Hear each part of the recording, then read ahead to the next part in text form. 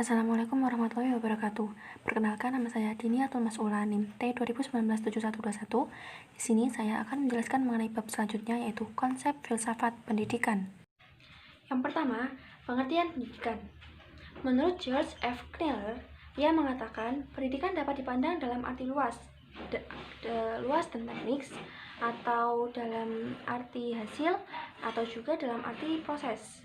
Nah, dalam arti luas, pendidikan menunjuk pada suatu tindakan atau pengalaman yang mempunyai pengaruh berhubungan dengan pertumbuhan, pikiran, watak, ataupun kemampuan fisik individu.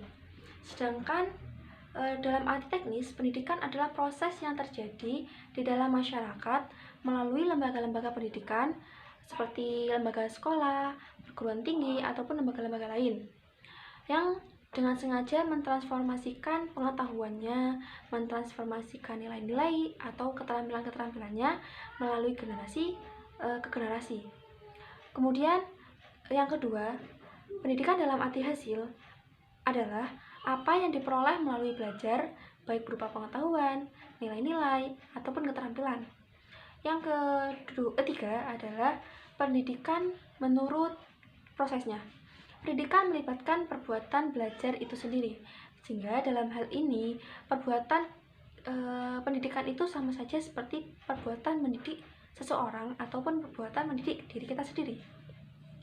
Kemudian menurut John Dewey, ia mengatakan juga bahwa pendidikan dalam arti yang sangat luas diartikan sebagai cara atau jalan bagi keberlangsungan kehidupan kondisi seseorang, karena kondisi seseorang terlahir dalam tidak mempunyai bahasa ataupun keyakinan ataupun norma-norma sosial, sehingga dengan pendidikan ia akan menjadi makhluk sosial yang memiliki pengalaman hidup seperti manusia lainnya. Kemudian menurut Gerald L. Gutek, ia mengatakan bahwa pendidikan dalam pengertian yang sangat luas juga adalah keseluruhan proses sosial yang membawa seseorang ke dalam kehidupan berbudaya.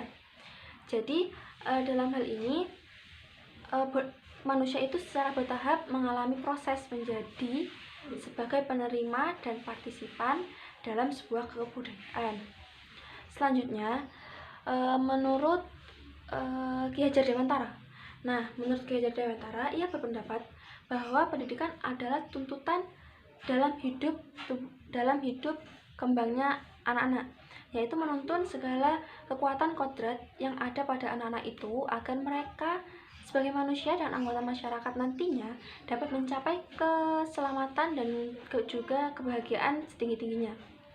Nah, kemudian sehingga dalam pengertian menurut para ahli yang tadi, pendidikan kemudian tercantum dalam undang-undang sehingga muncul unsur-unsur esensial yang tercakup di dalam pendidikan, seperti pendidikan dapat diartikan dalam arti sempit dan juga luas. Jika dalam arti sempit, pendidikan adalah proses transformasi pengetahuan, sikap, nilai, perilaku, dan keterampilan dari pendidik ke peserta didik. Kemudian dalam arti luas, pendidikan adalah proses pembudayaan yang berlangsung secara bertahap sepanjang hidup manusia. Yang kedua, pendidikan mengandalkan adanya hubungan antara dua pihak.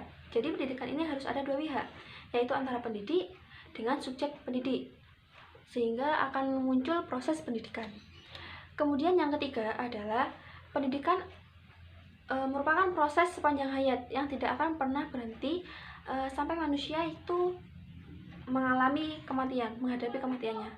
Kemudian yang keempat adalah pendidikan merupakan usaha yang menjadi ciri khas setiap aktivitas manusia. Kemudian pembahasan yang kedua adalah berbagai pengertian filsafat pendidikan. Banyak sekali sih definisi yang dikemukakan oleh para ahli mengenai filsafat itu sendiri. Menurut pendapat Kneller, ia berpendapat bahwa filsafat dalam artian formal berusaha untuk memahami kenyataan sebagai suatu keseluruhan dengan menjelaskan sedemikian rupa secara umum dan juga sistematis. Pernyataan Kneller sejalan dengan pendapat dari Ahmad Tafsir Ia mengatakan juga bahwa objek yang diteliti filsafat adalah objek yang abstrak, sehingga metode penelitiannya itu harus menggunakan metode rasional. Demikian juga filsafat pendidikan itu harus berusaha untuk memahami pendidikan secara mendalam, atau juga bisa menafsirkan beberapa konsep umum sehingga dapat menjadi petunjuk arah dalam proses pendidikan. Selanjutnya filsafat umum berbeda dengan filsafat pendidikan. Filsafat pendidikan itu bersifat spekulatif, preskriptif, dan juga analitik. Filsafat pendidikan itu disebut juga sebagai bersifat spekulatif karena filsafat itu membangun teori-teori tentang hakikat manusia, sama juga seperti filsafat umum. Kemudian di dalam filsafat pendidikan ini, masyarakat dan dunia sama-sama menyusun sedemikian rupa dan menginterpretasikannya berbagai data dari penelitian pendidikan dan penelitian ilmu-ilmu perilaku untuk terjadi dalam proses pendidikan. Kemudian filsafat juga bersifat preskriptif.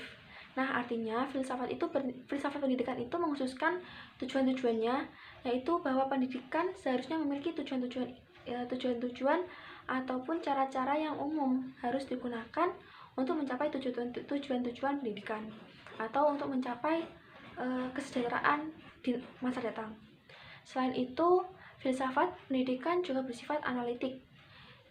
Pendidikan filsafat ini akan bersifat analitik jika filsafat pendidikan itu berupaya untuk menjelaskan pernyataan-pernyataan spekulatif ataupun preskriptif, untuk juga untuk menguji rasionalitas ide-ide pendidikan, baik dari konsistensinya ataupun dari histori pemikiran dalam filsafat pendidikan. Konsep-konsep filsafat pendidikan ini diuji secara kritis. Demikian pula dikaji juga apakah konsep-konsep tersebut memadai atau tidak ketika berhadapan dengan fakta dan sebenarnya. Kemudian pembahasan yang ketiga adalah hubungan filsafat dan pendidikan.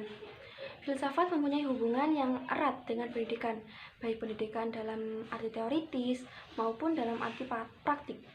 Nah, setiap teori pendidikan ini selalu didasari oleh suatu sistem filsafat tertentu yang menjadi landasannya.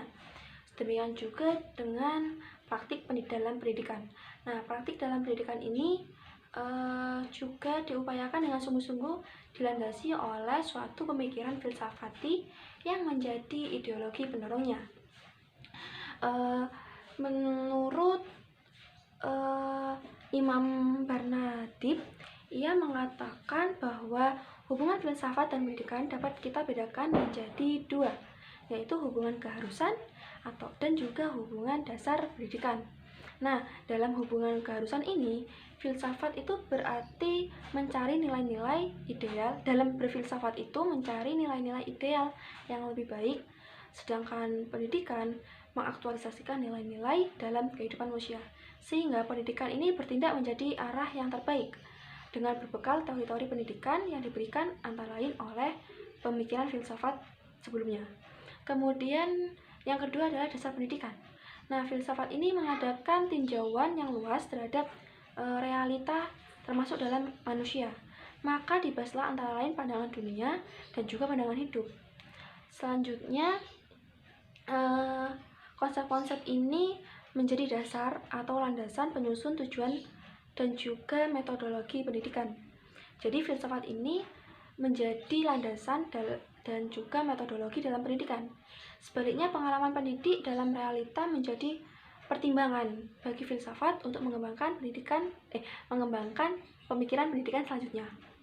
Jadi filsafat ini memberi dasar-dasar dan nilai-nilai yang sifatnya sifatnya itu seharusnya dari suatu masalah, sedangkan dalam praksis pendidikan ia berusaha mengimplementasikan dasar-dasar tersebut sehingga untuk memberi masukan dari realita terhadap pemikiran ideal pendidikan dan manusia. Jadi adalah hubungan timbal balik antara filsafat dan juga antara pendidikan itu. Kemudian pembahasan yang keempat adalah manfaat belajar filsafat pendidikan. Nah, manfaat ini tentu dirasakan oleh semua orang, terutama bagi mahasiswa yang sedang menuntut ilmu di suatu lembaga pendidikan perguruan tinggi. Ia dituntut untuk memikirkan masalah-masalah hakiki terkait pendidikan, apalagi dalam jurusan kependidikan. Ia sangat-sangat dituntut untuk memikirkan masalah-masalah mengenai pendidikan. Nah, jadi di sini pemikiran mahasiswa menjadi lebih terasah terhadap persoalan-persoalan pendidikan, baik dalam lingkup mikro ataupun dalam lingkup makro. Sehingga dalam adanya filsafat pendidikan ini, mahasiswa diasah untuk menjadi lebih kritis dan juga memandang persoalan pendidikan itu lebih mendalam atau lebih terarah. Di samping itu, mahasiswa juga bisa mempelajari atau juga bisa merenungkan mengenai masalah-masalah hakiki tentang pendidikan untuk memperluas cakrawala berpikirnya, sehingga akan muncul kearifan dalam diri mereka untuk memahami problem pendidikan dalam kehidupan di masa depan. Selanjutnya, pembahasan yang terakhir. Nah, pembahasan yang terakhir ini adalah ruang lingkup kajian filsafat pendidikan. Nah, hal-hal yang menjadi kajian filsafat pendidikan sangat luas cakupannya. Namun, ada beberapa. Yang pertama adalah merumuskan secara tegas sifat hakiki pendidikan. Kemudian yang kedua, merumuskan hakikat manusia sebagai subjek dan juga sebagai objek pendidikan. Kemudian yang ketiga, merumuskan hubungan antara filsafat pendidikan, filsafat agama, dan juga filsafat kebudayaan. Kemudian yang keempat, merumuskan hubungan antara filsafat negara, filsafat pendidikan, dan juga filsafat politik pendidikan. Dan yang terakhir, merumuskan sistem nilai dan norma atau isi moral pendidikan yang menjadi tujuan pendidikan. Kesimpulannya, filsafat pendidikan merupakan cabang filsafat yang berusaha untuk memahami pendidikan secara lebih mendalam, menafsirkannya dengan menggunakan konsep umum yang dapat menjadi petunjuk atau arah bagi tujuan-tujuan dan kebijakan pendidikan. Selanjutnya, sebagai cabang filsafat, pemikiran filsafati terhadap pendidikan juga mempunyai ciri spekulatif, preskriptif, dan analitik. Filsafat dan pendidikan tidak dapat dipisahkan, karena filsafat mengandung hal-hal yang seharusnya dilaksanakan di dalam praktik pendidikan.